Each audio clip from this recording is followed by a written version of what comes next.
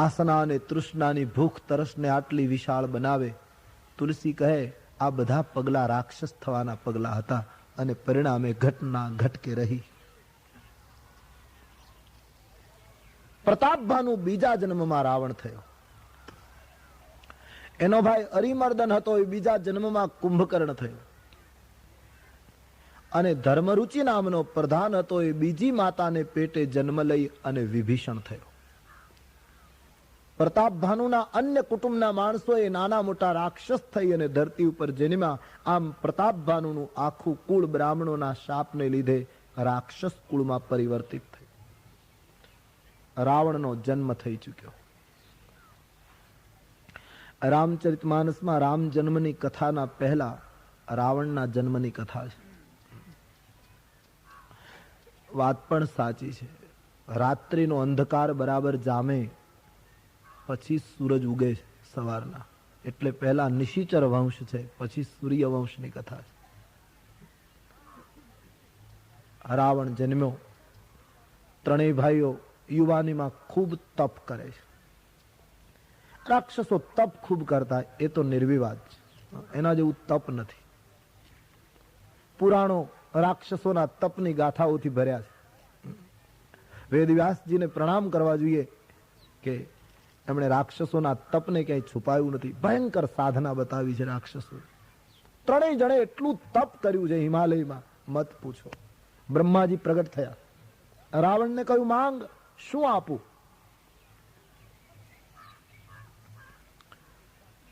રાવણે બ્રહ્માજીને કહ્યું તમે વરદાન આપવા આવ્યા તો એક વચન આપો. હમ કાહુ કર મરહીન મારે.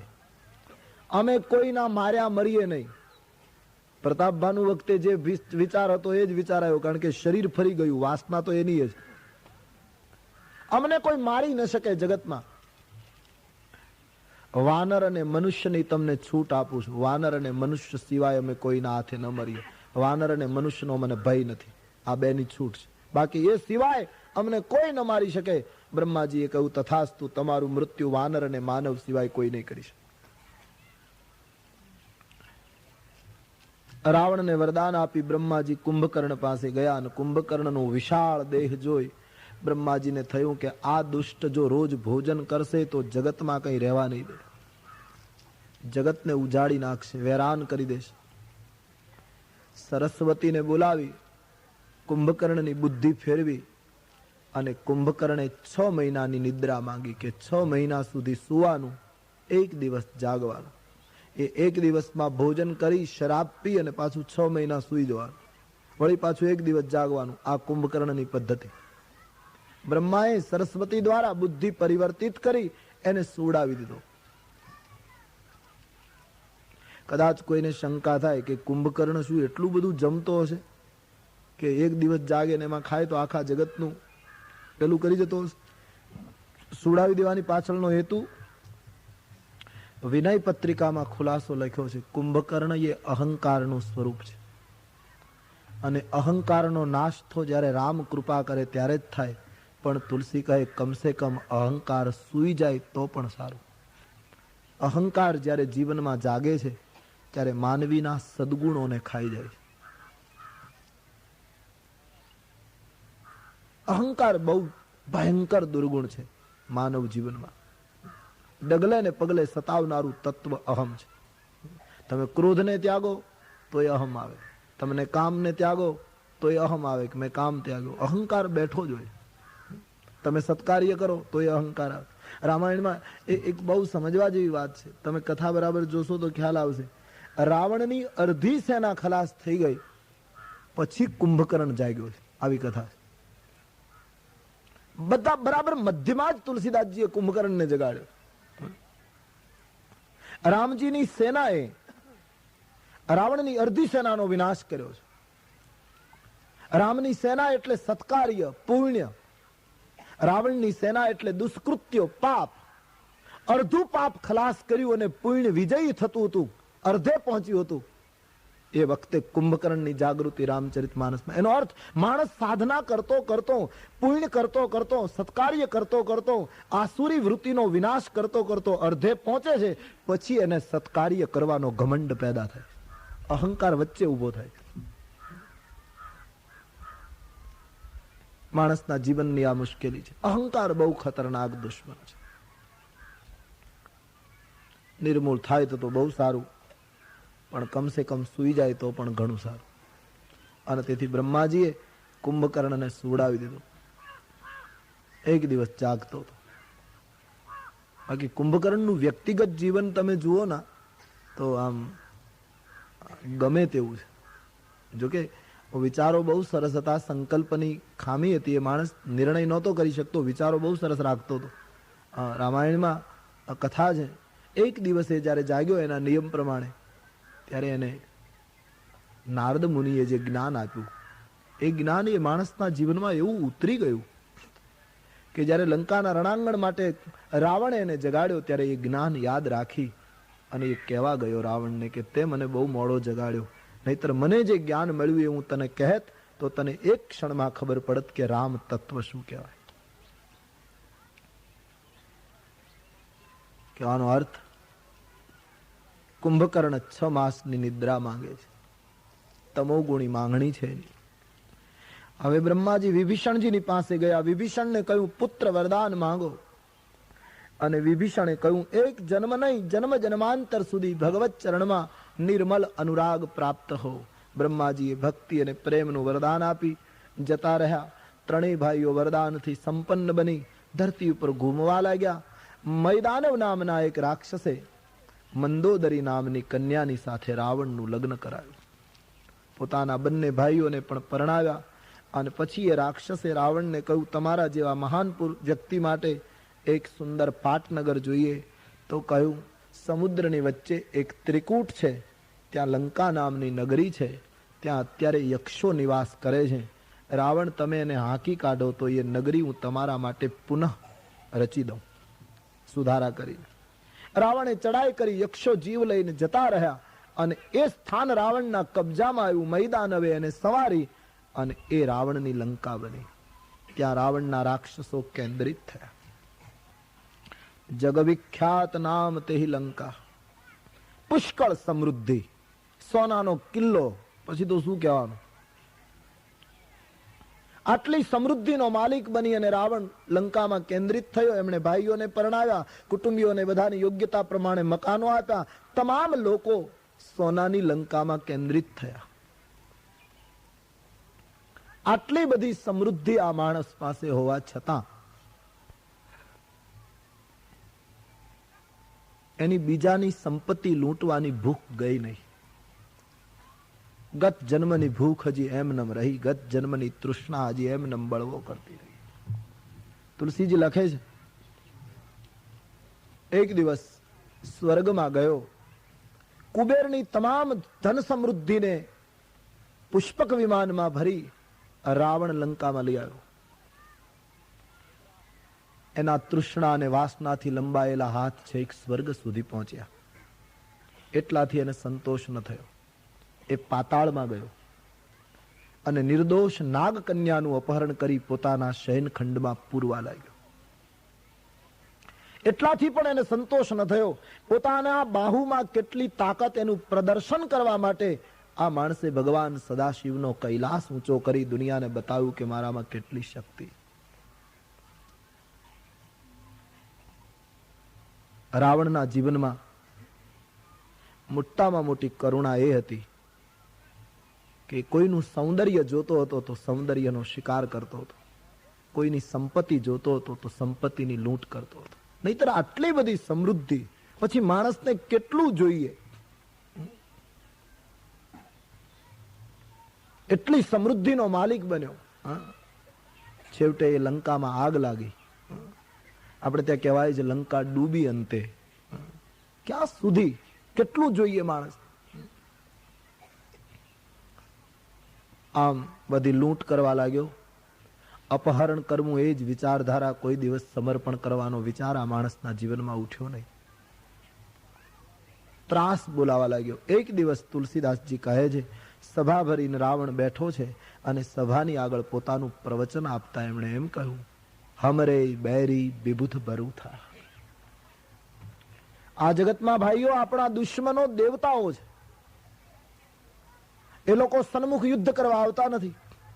હું ગદા લઈને જ્યારે જાઉં છું ત્યારે મેરુ પર્વતની ગુફામાં સંતાય છે. એ લોકોને નિર્બળ બનાવી અને શરણાગત કરવા હોય તો એક જ ઉપાય છે, તમે બધા જ માણસો સમાજના એક એક વર્ગમાં પેસો, બધા સમાજની અંદર ભળી જાઓ અને યજ્ઞો અટકાવો, વેદ પુરાણની વાતોને તોડો, આશ્રમોમાં આગ લગાડો, ગાયોની કતલ કરો, વૃક્ષોને ખતમ કરો, ધરતીને ખોદી કાઢો, નદીઓના પાણી ઋષિ મુનિઓના લોહીથી લાલ કરી નાખો. આવી જો ઘટના ઘટશે તો ક્ષુધા ક્ષીણ દેવતાઓ એની મેળાએ મારી પાસે આવશે. પછી મારવા હશે તો મારીશું, બાંધવા હશે તો બાંધીશું, પણ તમે બધા જ મારા અનુચરો આ કામ કરો. સમાજના એક એક વર્ગમાં પ્રવેશીને આવું એક કાર્ય ઉપાડો. રાવણે પોતાના રાક્ષસોને આ સૂચના આપી છે, ધર્મને તોડી નાખો. ઇન્દ્રજીતને કહ્યું તું ગદા લઈને સ્વર્ગમાં જા, દેવતાઓને ત્રાસ આપ. પોતાના પુત્રને, પોતાના સંતાનોને, પોતાના સમાજને, પોતાના અનુયાયીઓને યજ્ઞ તોડો, ગાયોને ખલાસ કરો, વેદ પુરાણની વાતો કરે અને દેશ નિકાલ કરો, આશ્રમોની કર લો, ઋષિ મુનિઓના મસ્તક કાપી લો. આવી વિચારધારા શીખવે એ રાવણ. અને ટૂંકમાં રાવણના બધા માણસો સમાજમાં ફેલાઈ ગયા. મારીચ અને સુબાહુને અયોધ્યા અને જનકપુરની વચ્ચે મોકલી આપ્યા કે તમે ત્યાં થાણું નાખીને બેસો. શૂર્પણખાને દંડિકારણ્યમાં મોકલી આપી. આમ જુદી જુદી જગ્યાએ મહત્વના થાણા સ્થાપી અને ખોટો પ્રચાર શરૂ થઈ ગયો સમાજની અંદર. માનસમાં લખ્યું છે એ લોકોના પ્રચારથી દોરવાઈને સંસારમાં જુગારી, ચોર અને લંપટ માણસો વધવા લાગ્યા.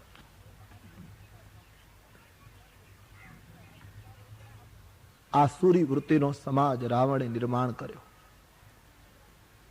કદાચ રાવણને ખબર હતી કે આ સંસ્કૃતિના માણસો પાસે જ્યાં સુધી ઉપનિષદો જીવતા છે ત્યાં સુધી આ લોકોને પરાજિત કરવા બહુ કઠિન છે. અને તેથી કહ્યું, ઉપનિષદોના સૂત્રોને તોડી નાખો. શાસ્ત્રોની વ્યાખ્યા કરનારો માણસ શાસ્ત્રને છેદવાની સૂચના આપવા લાગ્યો.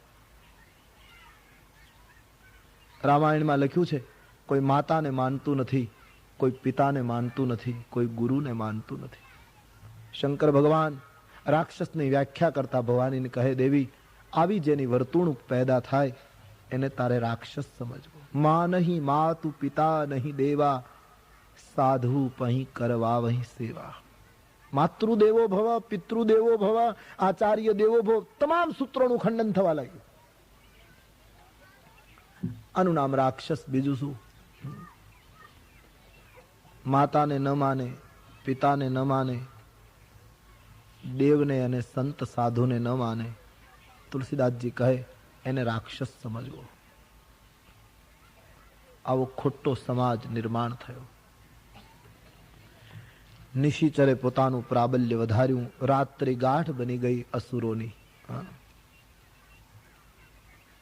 તુલસીદાસજીએ લખ્યું છે, એટલા બધા પાપો વધ્યા છે, મહાત્માઓના મસ્તક છેદાયા, અર્ધો હિન્દુસ્તાન હાડ પિંજરોથી ભરાઈ ગયા, ગાયો અને સંતોના હાડ પિંજરો રખડવા લાગ્યા ધરતી ઉપર, અસ્થિઓના ઢેર થવા લાગ્યા છે, નદીઓના પાણી લાલ રંગે રંગાયા છે, ધરતી કાંપી ઉઠી છે. સહન ન થયું ધરતીથી રાવણનો અત્યાચાર. ગાયનું રૂપ ધારણ કરી ધરતી ઋષિ મુનિઓની પાસે ગઈ કે હે મહાત્માઓ, 18 ભાર વનસ્પતિ, આટલો મોટો સાગર, આટલા પર્વતો, આનો વજન મને નથી લાગતો જેટલો પરદ્રોહીઓનો વજન લાગે છે. હવે હું અકળાઈ ઉઠી છું. સંતોએ બહુ સરસ ખુલાસા આપ્યા છે કે ધરતી એ ક્ષમાનું સ્વરૂપ છે અને ધરતી અકળાઈ ઉઠી એટલે સમગ્ર માનવ જાતની સમગ્ર ક્ષમા કાપી ઉઠી. જ્યારે માનવની સમગ્ર ક્ષમા ધ્રુજી ઉઠે ત્યારે ઈશ્વરના અવતારનું એક કદમ આગળ ઉઠે. ખળભળી ઉઠી ક્ષમા. હવે મારાથી સહન થતું નથી. ઋષિમુનિઓની પાસે ફરિયાદ કરી. ઋષિમુનિઓએ કહ્યું, અમારાથી કંઈ થઈ શકે એમ નથી, કારણ કે રાવણના ત્રાસથી અમારા ચિંતન મનન અટકી ગયા છે. રામાયણમાં લખ્યું છે, વેદ પુરાણની વાત કરનારને દેશ નિકાલ કરી દેતો હતો. તે બહુવિધિ ત્રાસઈ દેશ નિકાસઈ જો કહ વેદ પુરાના. માનવીની ક્ષમા ધ્રુજે, માનવીનું ચિંતન મનન અટકી જાય ત્યારે પ્રભુનું બીજું કદમ આગળ ઉઠે. ધરતી અને ઋષિમુનિઓ દેવતાઓની પાસે ફરિયાદ કરે છે. દેવતાઓને કહ્યું કે તમે કંઈક કરો. દેવતાઓ કહે અમે બિલકુલ પરાધીન છીએ. રાવણ આવે છે ત્યારે મેરુ પર્વતની ગુફામાં સંતાઈએ છીએ. એનો અવાજ સાંભળી અમે બપોરે જમી શકતા નથી, રાત્રિએ નિદ્રા નથી કરી શકતા, અમારું પણ કામ નથી. આ બધું બ્રહ્માજીએ કર્યું છે. દેવતાઓ એટલે સત્કાર્યો, પુણ્ય પરિવાર. સમાજનું પુણ્ય પણ જ્યારે ભયભીત થઈ જાય, પુણ્ય પણ કંઈ ન કરી શકે, ત્યારે પરમાત્માનું એક કદમ આગળ ઉપડે છે અવતાર માટે. ધરતી, ઋષિમુનિ, દેવતાઓ બધા બ્રહ્મલોકમાં ગયા છે. બ્રહ્માજીની પાસે ફરિયાદ કરી, મહારાજ આપે વરદાન આપ્યું, એનું આ પરિણામ છે. બ્રહ્માજી કહે હું જાણું છું, પણ કોઈ સાધના કરે એટલે મારે વચન આપવું જોઈએ. એનો અર્થ એ નથી કે એનો એ દુરુપયોગ કરશે, એની મને ખબર નહીં. આજ હું પણ મુશ્કેલીમાં છું. બ્રહ્મા બુદ્ધિના દેવતા છે, કહે છે મારી બુદ્ધિ કામ કરતી નથી, શું નિર્ણય કરવો? બોલે હવે કરવું શું? આ સમસ્યાનો ઉકેલ કેમ આવે? માનવ સમાજ ઉપર જે એક મોટી વિપત્તિ આવી ગઈ છે, આમાંથી માનવ સમાજને બચાવવો કેમ? આ ભયંકર અંધકારનો અંત કેમ આવે? બ્રહ્માજીએ કહ્યું, ક્ષમા કાપે, ચિંતન મનન અટકે, પુણ્ય ભયભીત થાય, બુદ્ધિ કામ કરતી બંધ થઈ જાય, પછી એક જ ઉપાય છે દેવતાઓ, આપણે બધા પરમાત્માની પ્રાર્થના કરીએ. હવે પ્રાર્થના સિવાય કોઈ ઉપાય નથી. સમગ્ર વિશ્વને જેણે નિર્માણ કર્યું છે એ પરમ તત્વ પરમાત્માની આપણે સ્તુતિ કરીએ અને હવે ભગવાન જ આ સમસ્યાનો ઉકેલ આપી શકે. પ્રાર્થના કરવાનો નિર્ણય લેવાયો બ્રહ્મલોકમાં. શંકર ભગવાન કથા કહેતા કહેતા કહે, દેવી એ વખતે મારી હાજરી બ્રહ્મલોકમાં હતી, હું ત્યાં ઉભો હતો. બ્રહ્માજીએ બધા દેવતાઓને પૂછ્યું, આપણે ભગવાનની પ્રાર્થના કરીએ, પણ બોલો ભગવાનની પ્રાર્થના આપણે ક્યાં કરીશું? ભગવાન ક્યાં મળશે? આવો પ્રશ્ન દેવતાઓને પૂછ્યો. તો દેવતાઓ જુદો જુદો મત આપવા લાગ્યા. કોઈ કહે ક્ષીરસાગરમાં, કોઈ કહે ગોલોકમાં, કોઈ કહે સાકેતમાં, કોઈ કહે વૈકુંઠમાં. શંકર ભગવાન કહે, બધાના મતો જોઈ મને હસવું આવ્યું. બ્રહ્માજીએ મને પૂછ્યું ત્યારે કહ્યું કે મહારાજ આ દેવતાઓની મને દયા આવે છે. આ બધા કહે ભગવાન અહીં હશે, અહીં હશે. હું બધાને એટલું પૂછું છું કે ભગવાન ક્યાં નથી? હરિવ્યાપક સર્વત્ર સમાના, હરિવ્યાપક સર્વત્ર સમા, હરિવ્યાપક સર્વત્ર સમાના.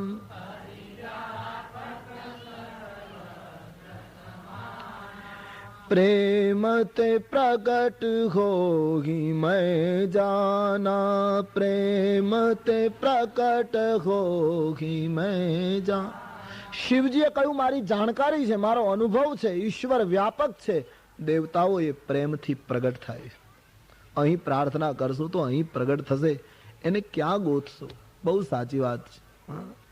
ઈશ્વરને ગોતે ઈશ્વર ક્યાં મળે? સાચો માણસ પણ ગોત્યો જડતો નથી, એમાં ઈશ્વરને કેમ ગોતવો? ક્યાં શોધી શકશો ઈશ્વરને? કબીર કહે છે, खोजो मत खो जाओ, स्वयं खो जाओ, अपने आप को भूल जाओ, अपनी खुदी को मिटा दो, ईश्वर ત્યાં પ્રગટ થશે. પ્રેમ પ્રગટ કરો, પરમાત્મા પ્રગટ થશે. દોડા દોડી કરવાની જરૂર નથી, શિવજીએ કહ્યું. અને શંકરજીનું આ સૂત્ર બ્રહ્માને ખૂબ ગમ્યું. સાધુ સાધુ કહી બ્રહ્મ બખાના. સાધુવાદ આપ્યો છે શિવજીને. ધન્ય હો મહારાજ, બહુ સુંદર આપે મત બતાવ્યો. આપણે આ જ જગ્યાએ પ્રાર્થના કરીએ. પરમાત્મા પ્રેમથી પ્રગટ થાય છે. બ્રહ્માની આગેવાની, તમામ દેવતાઓ, ગાયના રૂપમાં ધરતી, ઋષિ મુનિઓ તમામ ઉભા છે અને પરમેશ્વરની પ્રાર્થનાનો આરંભ થાય છે. બ્રહ્માજીનું શરીર પુલકિત થયું છે, નેત્રો સજળ બન્યા છે. પ્રાર્થનાની સૌ પ્રથમ યાની પ્રધાન ભાષા કોઈ હોય તો અશ્રુ છે. વેદના મંત્રો આવડે આપણને, અથવા તો કોઈ વેદનો સ્વાધ્યાય કરે, વેદનું પારાયણ કરે, તો એને દંડવત કરવા જોઈએ આ દેશમાં. એ પૂજ્ય છે, એમાં કોઈ શંકા નહીં. પણ વેદના મંત્રો દ્વારા સ્તુતિ કરીએ પણ નેત્ર ન ભીંજાય તો એ પ્રાર્થના પ્રભુના દરબારમાં પહોંચતી હશે કે કેમ? વાતાવરણ જરૂર શુદ્ધ કરી નાખશે, પણ પ્રભુ સુધી પહોંચતી હશે કેમ? એક પ્રશ્ન. પણ કદાચ કાલી ઘેલી ભાષામાં માણસ બોલે અને જો નેત્ર ભીંજાય તો સમજવાનું હરિના દરબારમાં પ્રાર્થના પહોંચી ગઈ. પ્રાર્થનાની પ્રધાન ભાષા છે અશ્રુ. જે લોકોએ સાચી પ્રાર્થના કરી છે બધા રડ્યા છે. ઉસી કી પ્રાર્થના પહોંચ પાઈ. પ્રાર્થના એ કઈ શબ્દ તો કેવલ માધ્યમ બનાવવું પડે છે, કઈક માધ્યમ રાખવું પડે છે. આખી પ્રાર્થનાની ભાષા તો આંસુ છે. ઈશ્વરની આગળ ગમે તેટલા સુંદર શબ્દો તમે ગણો તો એ તો સકલ કલા ગુણ ધામ છે. એની આગળ આપણી વિદ્વતા શું કામની? આપણે ત્યાં નથી પેલી વાર્તા કે વિદેશની અંદર એક ચર્ચમાં રવિવારનો દિવસ હતો, પાદરી ઉભા છે અને એક 5 વર્ષનો બાળક પ્રાર્થના કરે. એકાગ્ર થઈ ગયેલો, પ્રાર્થનામાં લીન થઈ ગયેલો છોકરો. એટલે પાદરીને થયું, હું આટલો મોટો ધર્મગુરુ, હું ક્યારેય આટલો એકાગ્ર નથી થયો, એટલો આ 5 વર્ષનો બાળક, આને વળી શું પ્રાર્થના આવડે? હું તો શાસ્ત્ર વેતા છું. પ્રાર્થના પૂરી થઈ એટલે પેલા બાળકનો હાથ પકડી પાદરીએ પૂછ્યું, બેટા તું શું કરે? બોલે પ્રાર્થના કરું. પણ તને શું 5 વર્ષની ઉંમરમાં તને શું પ્રાર્થના આવડે? કહે નહીં, મારી બા મને દર રવિવારે મોકલે છે, હું દર રવિવારે પ્રાર્થના કરું. પણ પ્રાર્થનામાં શું બોલે છે? પેલા છોકરાએ કહ્યું, બાબા હું દર રવિવારે પ્રાર્થના કરવા આવું છું તો 3 વાર આખી એબીસીડી બોલું છું. એબીસીડી કા 3 વાર બોલીને પછી ભગવાનને કહું છું કે આમાંથી તારે જેવી પ્રાર્થના બનાવવી હોય તારી મેળાઈ બનાવી લેજો. નથી લાગતું કે એ પ્રાર્થના પેલા પાદરીની પ્રાર્થના કરતા પહેલી પહોંચી જતી હશે? રામ હી કેવલ પ્રેમ પિયારા. બ્રહ્માજી કે નયન ભરાએ, શરીર પુલકિત થયું, એકાગ્રતા સધાઈ ગઈ છે. બ્રહ્મલોકમાં પરમેશ્વરના આ મૃત્યુલોકમાં અવતરણ માટે બ્રહ્મલોકમાં એક પુકાર ઉઠ્યો છે. સમગ્ર સમાજ એક બનીને આ સમાજની સમસ્યાના હલ માટે ઈશ્વરને પ્રાર્થના કરે છે. આપણે પણ એ પ્રાર્થનામાં सम्मिलित થઈએ. तुलसीदास ग्रंथમાં सुंदर प्रार्थना लगी है, सब लोग इस प्रार्थना में सम्मिलित हो जाए. ब्रह्मा जी ने आगेवानी नीचे प्रार्थना नो प्रारंभ. सीताराम राम राम सीताराम राम राम सीताराम राम राम सीताराम राम राम सीताराम राम.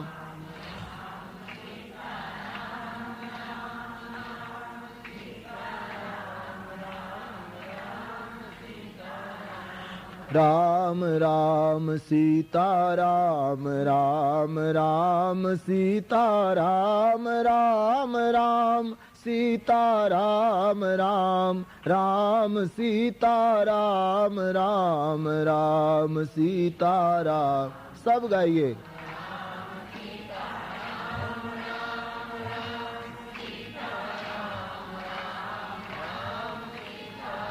हम राम राम जय जय सुर नायक जन सुखदायक प्रणत पाल भगवंता.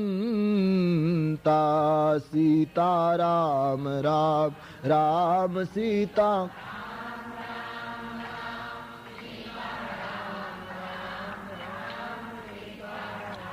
राम राम गोद्विज हितकारी जय असुरारिक सिंधु सुता प्रिय कंता. सीताराम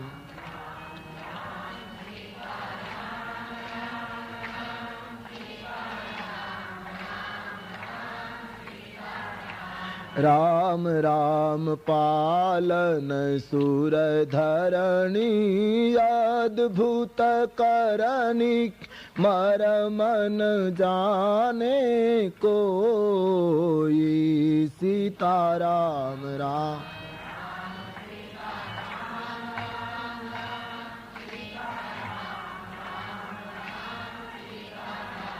राम राम सो सहज कृपाला दीन दयाला करहु अनुग्रह सोई सीतारा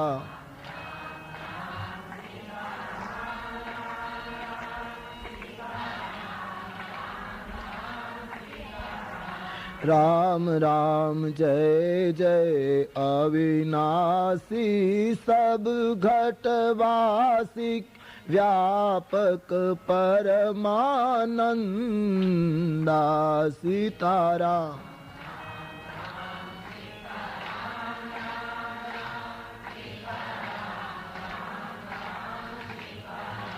राम राम अभिगति गोतीतम चरित पुनीतम माया रहित मुकुंदा सीतारा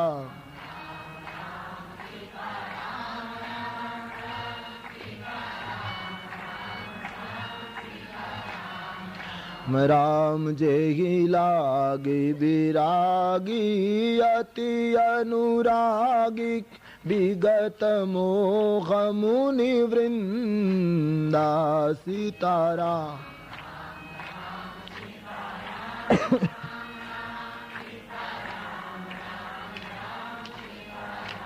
राम राम निशिवासर ध्यावहि गुण गण गावहि जयति सचिदानंदा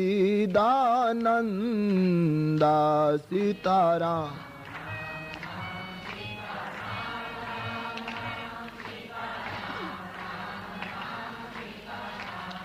हम राम जेहि सृष्टि उपायी त्रिविध बनाई संग सहायन दूजा सीतारा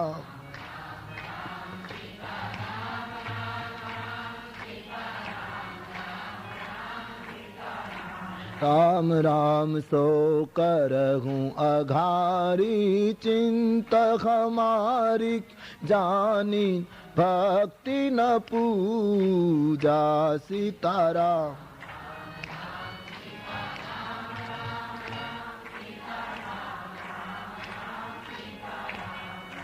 राम सो भव भय भंजन मुनि मन रंजन गंजन विपति बरूथा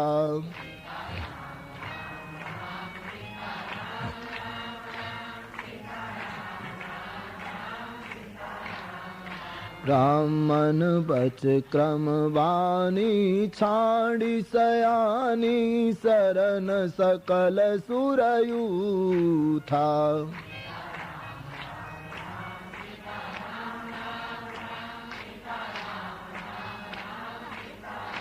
राम राम शारद श्रुति शेषा ऋषय अशेषा जा कहूँ को नहीं जाना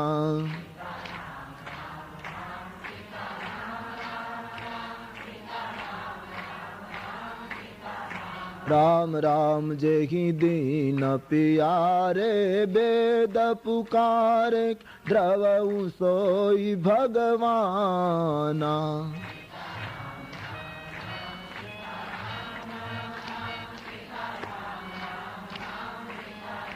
राम राम भव बारिधि मंदर सब विधि सुंदर गुण मंदिर सुख पुंजा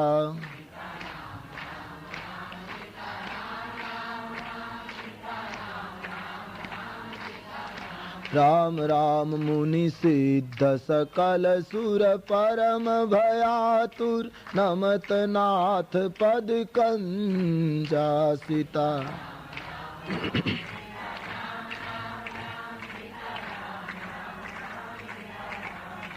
राम सीता राम राम राम सीता राम राम राम सीता राम राम राम सीता राम राम राम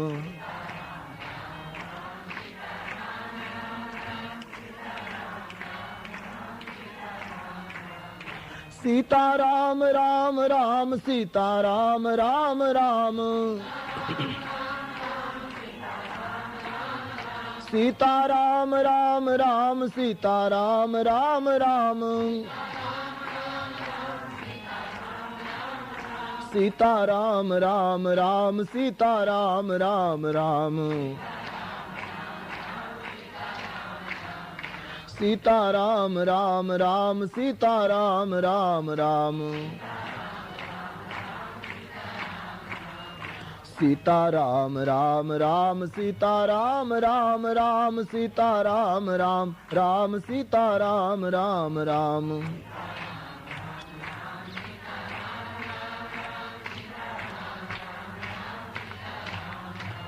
બ્રહ્માની આગેવાની નીચે એક દિવ્ય પ્રાર્થના ઉઠી. આકાશમાંથી આકાશવાણી થઈ. શોક સંદેહને હરનારી દિવ્ય વાણી પ્રગટી છે. જની ડર પહુ મુનિ શુદ્ધ સુરેશા. તમામ દેવતાઓ મુનિઓ હવે કોઈ ડરશો નહીં. હું તમારા માટે મનુષ્ય અવતાર ધારણ કરીશ. મારા અંશ સહિત હું ધરતી ઉપર પ્રગટ થઈશ. સૂર્ય વંશમાં અવતરીશ. થોડો સમય પ્રતીક્ષા કરો. હું આવીને ધરતીની ગુરુતાનો નાશ કરીશ. પરમાત્માના વચનો સાંભળતા તમામ દેવતાઓ નાચવા લાગ્યા છે. ભગવાનનું ધરતી ઉપર અવતરણ થશે. ભગવાન રાક્ષસ કુળનો વિનાશ કરશે. આપણી સમસ્યાનો ઉકેલ આવી જશે. આપણો ભય તૂટશે. દેવતાઓ નાચતા આનંદ ઘેલા બની અને પોતપોતાના લોક તરફ પાછા ફરવા લાગ્યા. બ્રહ્માજીએ આડા ઉભા રહીને બધાને અટકાવ્યા. ક્યાં જાઓ છો? કઈ બોલે હવે શું કામ છે? ભગવાન પ્રગટવાના છે, એ બધું કરી નાખશે. અમે અમારા ભોગોમાં પાછા જતા રહીએ. બ્રહ્માજીએ કહ્યું નહીં, ઈશ્વર આવીને સમસ્યાનો ઉકેલ કરશે એ બરાબર, પણ અત્યાર સુધી ભોગ ભોગવવાની આપણને ટેવ પડી છે. હવે ભોગ આપવા માટે રીંછ અને વાનર બની ધરતી ઉપર બધા અવતરિત થા. ઈશ્વર આવે એના પહેલા તમામ લોકો સ્વરૂપની અંદર, રૂપની અંદર અભિમાની બનીને ફરતા બધા દેવતાઓ, આપણે બધાએ હવે કુરૂપ બનવાનું છે. રાવણને મારવા માટે ઈશ્વરની મદદે પરમાત્માની સાથે આપણે પણ પુરુષાર્થ કરવાનો છે ભગવાનની કૃપાને ઝીલવા માટે. અને તેથી તમામ દેવતાઓને બ્રહ્માએ કહ્યું, હવે ભોગમાં પાછું જવાનું નથી. બાનર તનુ ધરી ધરણીમાં હરિપદ સેવહું જાય. બધા દેવતાઓ ધરતી ઉપર ઉતરો. દેવતાઓએ પોતાના અંશમાંથી રીંછ અને વાનરના રૂપ લઈ લઈ ધરતી ઉપર નિવાસ શરૂ કર્યો છે. આમ પરમાત્માના પ્રાગટ્યની યોજના ઘડાઈ ગઈ. હવે તુલસીદાસજી રઘુવંશની, સૂર્યવંશની ગાથાનું વર્ણન કરવા, રામ જન્મનું પ્રકરણ લખતા તુલસીદાસજી આપણને અયોધ્યાની યાત્રા કરાવે છે. તુલસીદાસજીની સુંદર ચોપાઈઓમાં હમ ચલે અવધ સરજુ વહી રહી છે. રઘુવંશનું એ પુણ્યમય ભૂમિ અયોધ્યા, ગગનચુમી ઇમારતો છે, ધ્વજ ફરકે છે. તુલસીદાસજી અયોધ્યાના સમ્રાટ મહારાજ દશરથજીનો પરિચય કરાવતા ચોપાઈઓમાં લખે છે, અવધપતિ રઘુકુલ મનિ રાવ, અવધપતિ રઘુકુલ મનિ રાવ.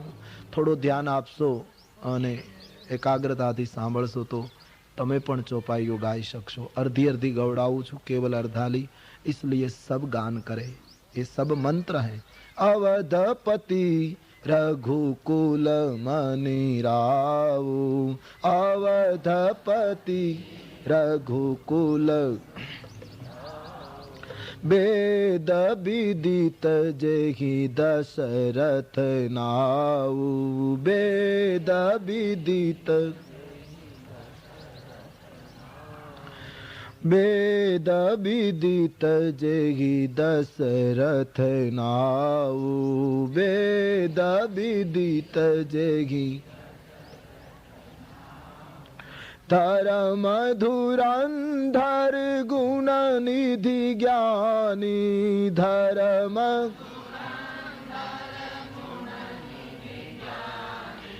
ધર્મ ધુરંધર ગુણ નિધિ જ્ઞાની ધર્મ ધુરંધર હૃદય ભગતિ મતિ સારંગ પાની હૃદય ભગતિ મતિ સારંગ પાની હૃદય ભગતિ મતિ સારંગ પાની હૃદય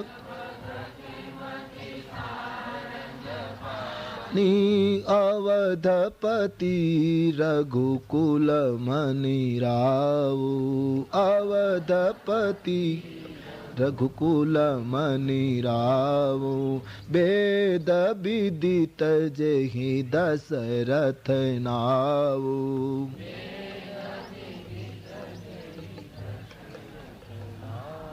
અવધપતિ રઘુકુળના મણી મહારાજ દશરથજીનું શાસન છે. પોતે ધર્મ ધુરંધર છે, ગુણનિધિ છે, બાબાજી કહે જ્ઞાની પણ છે, પણ એકલા જ્ઞાની નથી, હૃદયમાં સારંગ પાણીની ભક્તિ પણ વહે છે. કૌશલ્યાદિ પ્રિય રાણીઓ પાતિવ્રત્ય ધર્મ પાળે છે, ખૂબ સુખી સંસાર છે, કોઈ ચિંતા નથી, બધાના આચરણો પવિત્ર છે, દરેક રીતનું અયોધ્યાના મહારાજને સુખ છે, પ્રજા પણ દિવ્ય છે. પણ તુલસીદાસજીએ કહ્યું માનવનું જીવન જ કંઈક એવું છે, એમાં કંઈ ને કંઈ ખામી રહેવાની. અખંડ કેવલ સીતાવર છે. મહારાજ દશરથજીના જીવનમાં તમામ સુખો હતા, પણ એક વેદના એને ક્યારેક ક્યારેક ખૂબ રડાવી જતી હતી, અને તે મારે પુત્ર નથી. આટલી રાણીઓ હોવા છતાં રાજભવનમાં કોઈ વારસદાર નથી. આ વેદના દશરથજીને ખટકે છે. બસ માણસનું જીવન જ આનું નામ, કંઈ ને કંઈ ખાડો રહેવાનો જીવનમાં, જેને પૂરી શકાતો નથી. માનવ માત્રમાં કઈ બીજું સુખ હશે તો કોઈ બીજી ત્રુટિ હશે, પૂર્ણતા આવતી જ નથી. દશરથજીને તમામ સુખો, પણ પુત્ર નથી. આ એક વેદના છે. એક દિવસ રાજભવનમાં બેઠા છે. તુલસીદાસજીએ લખ્યું છે, એક બાર ભૂપતિ મન માગી. સંસારી માણસ છે, માનવીને દુઃખ ઘણી વખત સતાવી જાય, અને તેથી અયોધ્યાના એ ચક્રવર્તી રાજભવનમાં બેઠા છે. એક વેદનાએ એને ઘેરી લીધા. એક બાર ભૂપતિ મન માગી, ભાઈ ગ્લાની મોરે સુતનાગી. મારે પુત્ર નથી. શું કાલ રઘુકુળ અહીંયા સમાપ્ત થઈ જશે? વેદનાથી હૃદય ભરાયું, પણ એક કામ દશરથજીએ બહુ સરસ કર્યું. આ દુઃખ જ્યાં ત્યાં ન કહ્યું. માનવના જીવનમાં દુઃખો રહેવાના જ, જ્યાં ત્યાં દુઃખો ન ગાવ. તુલસીદાસજીએ યોગ્ય માર્ગ બતાવ્યો. ખૂબ જ્યારે દુઃખ થયું છે ત્યારે દશરથજી ઉઠી સીધા વશિષ્ઠ આશ્રમમાં ગયા છે, ગુરુદેવને દુઃખ કહેવા માટે. માણસના જીવનમાં દુઃખ પ્રગટે તો તુલસી માર્ગ બતાવે. કોઈ સંત સાધુને કહો. સંસારીઓને કહેવાથી એ તો ઉલટાનું દુઃખ વધારશે, કારણ કે એ પણ દુઃખી હોય છે. इस बस्ती में हमारे आंसुओं को कौन पोछेगा, कैसर का शेर है. इस बस्ती में हमारे आंसुओं को कौन पोछेगा, क्योंकि यहाँ जिसको देखो उसका दामन भीगा लगता है. અહીંયા બધાના પાલો ભીના છે, કોણ આપણા આંસુલું છે? इस बस्ती में हमारे आंसुओं को कौन पोछेगा, यहाँ जिसको देखो उसका दामन भीगा लगता है. दीवारों से लिपट कर रोना अच्छा लगता है, हम भी पागल हो जाएंगे ऐसा लगता है. क्या कहो दुख कोई संत ने, कोई महापुरुष ने. बड़ा सुंदर मार्गदर्शन देते हैं बाबा जी. गुरु गृह गए भूख तुरंत महिपाला. तुरंत गए गुरु के द्वार, चरण लागी કરી વિનય વિશાલા. પ્રણામ કર્યા છે. અવધેશની આંખમાં અશ્રુ જોઈ વશિષ્ઠજીએ પૂછ્યું છે, મહારાજ શું છે? તો નિજ દુઃખ સુખ સબ ગુરુ હી સુનાય. બાપજી, આપના આશીર્વાદથી બધા સુખો છે, પણ મારા રાજભવનની દિવાલો ઝંખે છે કે કોઈ બાળક અમારા ઉપર હાથ અટકાવીને ચાલતા શીખતું આ મહેલમાં હોય. રાણીઓ ઉદાસ બેસી રહે છે. મહારાજ, શું મારા ભાગ્યમાં પુત્ર સુખ નથી? દુઃખ પણ ગાયું, સુખ પણ ગાયું. આમ જ્યાં વેદના રજૂ કરી છે ગુરુદેવ વશિષ્ઠજીને, કહી વશિષ્ઠ બહુ વિધિ સમજાયું. વશિષ્ઠજીએ રાજવીને સાંત્વના આપતા સમજાવ્યું. કહ્યું, મહારાજ, આપે બહુ સરસ પ્રશ્ન કર્યો. જે વાત મારે કહેવી હતી આપે કરી. થોડીક ધીરજ રાખો. ધરહું ધીર હોય સુતચારી, અને ત્રિભુવન વિદિત ભગત ભય હારી. મહારાજ, થોડી પ્રતીક્ષા કરો. એક પુત્ર નહીં, આપને 4 પુત્રોની પ્રાપ્તિ થશે, અને એ સામાન્ય નહીં, ત્રિભુવનને ઉજાગર કરશે. તમારા કુળનો ડંકો લગાવી દેશે, તમને ધન્ય બનાવી દેશે. મહારાજ, થોડી પ્રતીક્ષા કરો. આપે એક પુત્ર કામેષ્ટી યજ્ઞ કરવો પડશે. બાપજી, આદેશ આપો. રોમ રોમમાં પ્રસન્નતા વ્યાપી ગઈ. આ તો સંતનું વાક્ય. સંતના શબ્દો શું ન કરે. આદેશ છૂટી ગયો છે. પુત્ર કામેષ્ટી યજ્ઞની તૈયારી થઈ. શૃંગી ઋષિ વશિષ્ઠ બોલાવા. શૃંગી ઋષિને નિમંત્રણ આપ્યું છે, પધાર્યા છે. પુત્ર કામેષ્ટી યજ્ઞનો આરંભ થયો છે. ભક્તિ સહિત યજ્ઞ કુંડમાં આહુતિઓ અર્પિત થઈ રહી હતી. વિશાળ મેદની ઊભી છે. યજ્ઞ નારાયણ સ્વયં આહુતિ સ્વીકારી રહ્યા છે. વેદ મંત્રોથી પવિત્ર યજ્ઞનો આરંભ થાય છે. છેલ્લી આહુતિ જ્યાં અર્પણ થઈ છે, શંકરજી પાર્વતીને કહે, દેવી, અગ્નિદેવ યજ્ઞ કુંડમાંથી પિતાંબરો ધારણ કરીને હાથની અંદર પ્રસાદનો ચરુ લઈને સાક્ષાત અગ્નિદેવ યજ્ઞ કુંડમાંથી યજ્ઞ નારાયણ પોતે પ્રગટ્યા છે. બોલીએ યજ્ઞ નારાયણ ભગવાન કી. હાથમાં પ્રસાદનો ચરુ છે, સ્વયં પ્રગટ્યા છે. વશિષ્ઠજીના હાથમાં પ્રસાદનો ચરુ પધરાયો છે. જો વશિષ્ઠ કછુ હૃદય વિચારા, સકલ કાજ ભા સિદ્ધ તુમારા. આપનું કાર્ય પરિપૂર્ણ થાય છે. આ પ્રસાદ તમે રાજવીને આપજો, એની રાણીઓને વહેંચી આપે, મનોકામના પૂર્ણ થશે. તબ અદ્રશ્ય પાવક ભય. દેવ વિલીન થયા છે. મહારાજ દશરથજીએ વશિષ્ઠજીને વંદન કર્યા છે. નેત્રો સજળ બન્યા. પ્રસાદનો ચરુ અવધેશના હાથમાં આપતા વશિષ્ઠજીએ કહ્યું, રાજવી, આ પ્રસાદ તમારી 3 રાણીઓને યોગ્યતા પ્રમાણે વહેંચી આપો. આપની ઈચ્છા પૂરી થાય છે. ધન્યતા છવાઈ ગઈ. અયોધ્યામાં રાજવી રાણીવાસમાં પધારે છે.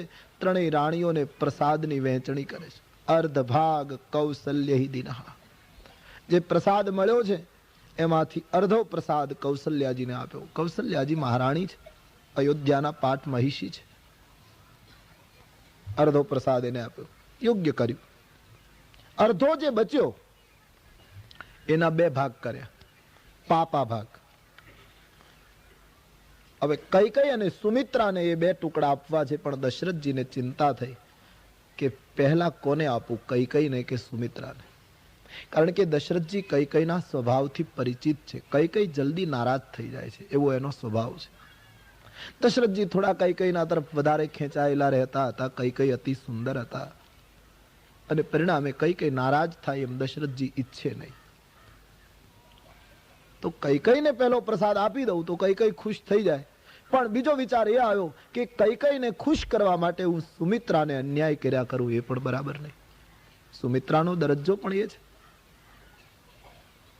તો કોને પ્રથમ આપું, આ એક પ્રશ્ન ઉઠ્યો હતો. સંતો કહે, એક વિચાર દશરથજીને એ આવ્યો, બંનેને એક સાથે બંને પ્રસાદના ટુકડા આપી દો. પણ તો પ્રસાદની વહેંચણી ડાબા હાથે કરી શકાય નહીં. તો જમણા હાથે કોને આપવું, ડાબા હાથે કોને આપવું, એ પ્રશ્ન આવતો.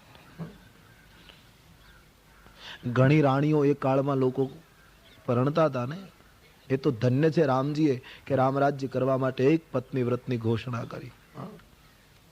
એક વસ્તુ તો ચોક્કસ ને કે મહારાજ દશરથજી ઘણી રાણીને પરિણ્યા ન હોત તો રામ વનવાસ ન થાત, રામરાજ્ય તુરત આવ્યું. ઘણી રાણીઓને પરિણ્યા, એમાં કેટલાને રાજી કરવા, કેટલાને, એ કેટલું એક મોટી વિપત્તિ હતી. એ રામજીએ ક્રાંતિ કરી છે કુળમાં. દશરથજીએ નિર્ણય કર્યો, પહેલા કૈકેયીને ખુશ કરી દઉં, સુમિત્રા બોલશે નહીં, સુમિત્રાના માટે પછી નિર્ણય કરું. એટલે પાભાગનો પ્રસાદ કૈકેયીને આપી દીધો.